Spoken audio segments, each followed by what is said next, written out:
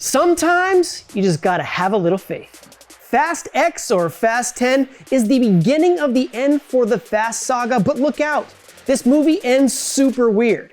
Directed by Louis Leterrier, the 10th movie in this Fast and Furious franchise ends suddenly in the middle of a few major cliffhangers, leaving the family's status unclear by the time the credits roll. Oh, and after those credits roll, there's a mid-credits scene that sets up the next adventure. We've got the breakdown, and if you're tracking how they're gonna wrap up this massive story, stick with us. It's about to get fast and furious in here. Get out of there, it's gonna blow!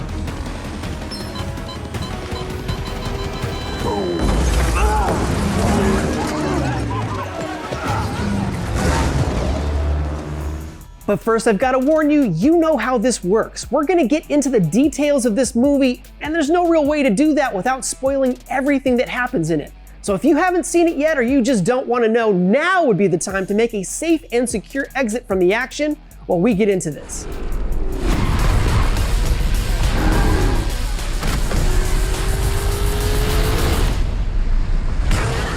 Okay, we're past the spoiler warning, so let's get into the biggest takeaways. The status of most of the Torreto family is left unclear at the end of the movie, as it ends in the middle of at least 2 different cliffhangers. Wow, you guys are going to hell. First, Dom and his son Brian are about to get obliterated by a dam rigged to blow. This, of course, is the coup d'etat of the movie's villain, Jason Momoa's goofy and totally unhinged Dante Reyes. 1 and a 2 and... The scene cuts to black just as the charges blow, making it look like Dom and Lil B are about to go drag racing in heaven after this. You will never be able to break my family. In the same big third act crescendo, Tej, Roman, Ramsey, and Han are all aboard a big ol' C-130 when it gets shot down by villain turned hero turned villain again, Agent Ames, who now runs the agency in the absence of Mr. Nobody. But he has a side gig being a double-crossing so-and-so doing dirty work for Dante Reyes. Now I know that's a lot to lay on you all at once, so let's back it up and break it down a bit. There is a mid-credit scene too, and we're gonna break that down as well, but let's get through this part first so that part makes a little more sense. Okay, so let's go back to the first big cliffhanger. Fast 10's big third act car chase / action set piece has Reyes' goons plus agency operators all gunning for Dom, Lil B, and Jacob Torreto as they tear around the highways of Portugal, which looks suspiciously a lot like Simi Valley, but that's neither here nor there. John Cena's Jacob, by the way, does not survive this movie, at least not officially anyway. What's up? Uncle Jacob? He shows up halfway through the second act to protect Mia and Lil B from an attack by Reyes' goons because, again, Reyes wants to strike Dom where it hurts. He's going after his family. Like his actual family. Jacob protects and bonds with Lil B as they make it to Portugal in time for the big chase at the end, where Jacob drives a super well thought out concept car, the Canon car, which is pretty much exactly what it sounds like.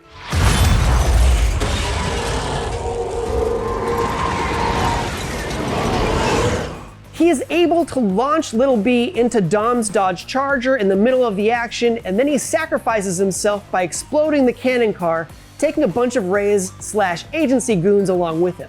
So even though Jacob just officially joined the family in F9, it really looks like Jacob is no longer part of anyone's family anymore. We're really supposed to think that he died here, but look, this is the Fast Saga. We've seen this kind of thing before.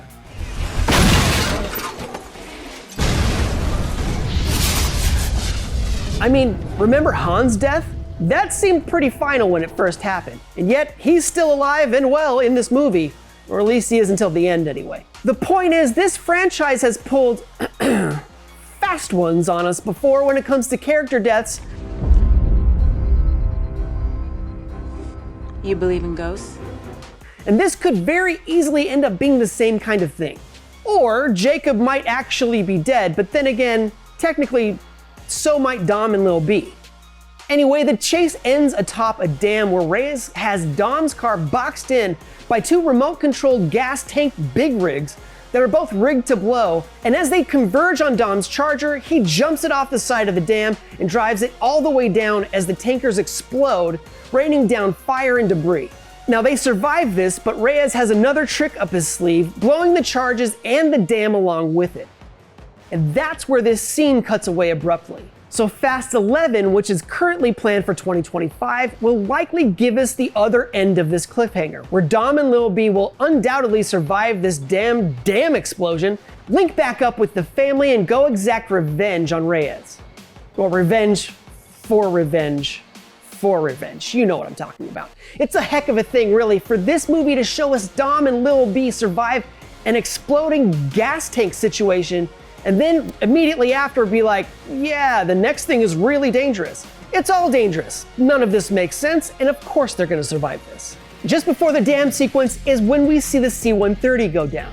Alan Richardson's Agent Ames shoots the plane down with a Stinger anti-aircraft missile launcher as he announces he was Reyes' guy all along.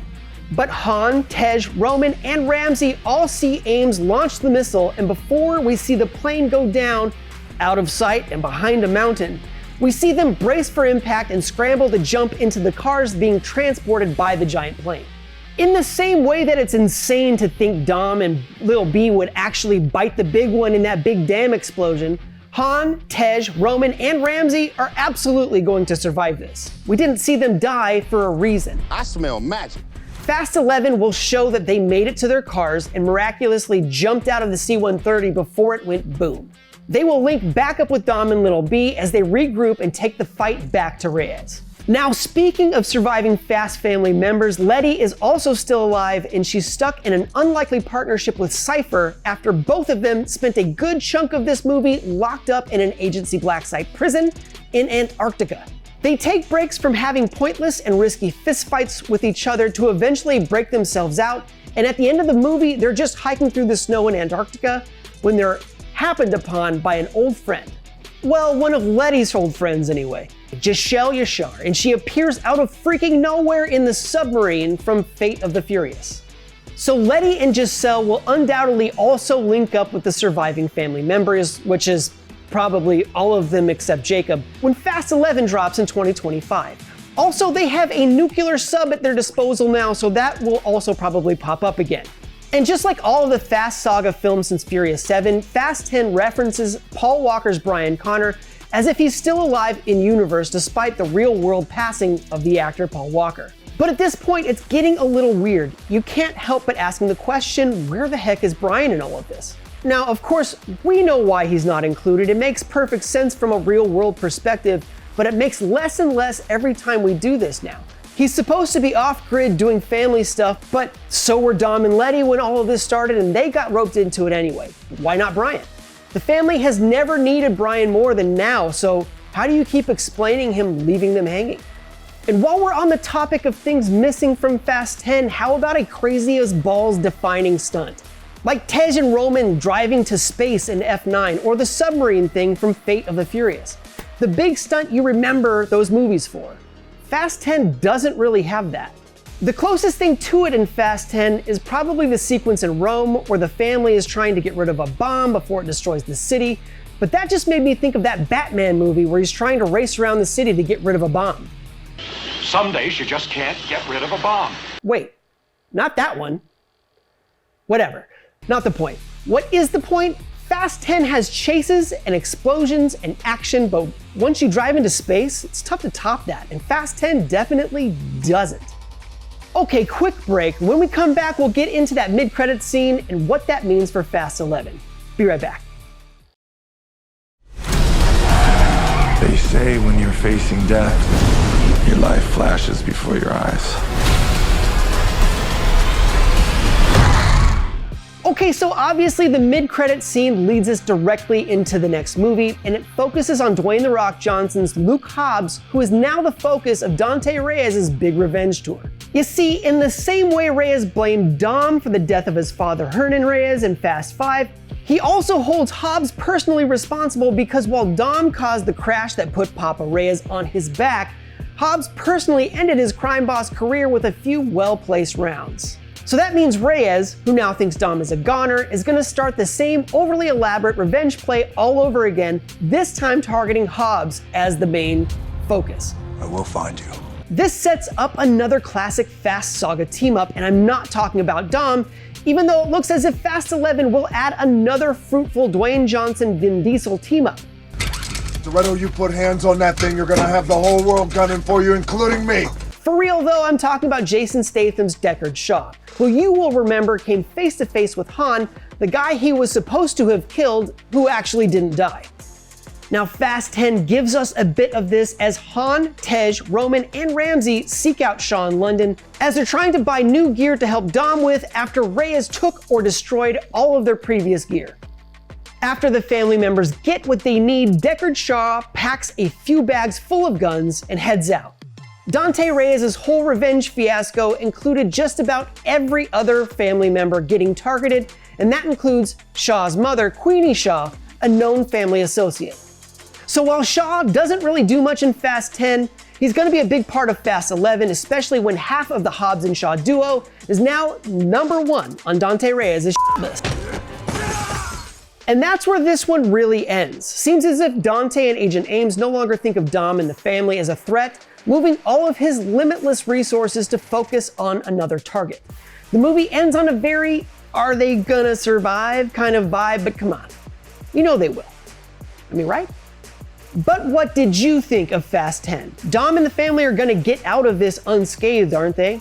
And what do you think Deckard Shaw is up to? Let us know down in the comments. Anyway, thanks for watching this episode of Canon Fodder. I'm Jesse B. Gill, and for more Fast Saga, here's the whole movie timeline leading up to Fast 10, so make sure to check that out. And don't forget to follow and subscribe to IGN wherever you like to watch.